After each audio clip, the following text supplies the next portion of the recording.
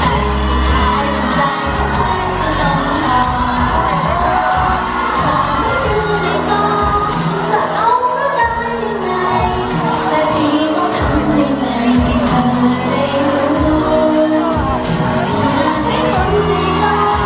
ได้กลายเป็นคนในใจแต่พี่ต้องทำยังไงให้เธอฟังได้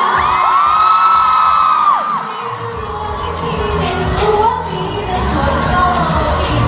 อยากจะมองว่าดูจะช่วยก็แค่ว่ารู้ตลอดเวลาไม่รู้ให้พี่ทำใจถ้ามันมีใครอยากเป็นเจ้าของยังไงให้พี่ได้ชอบอยู่ไว้ก่อน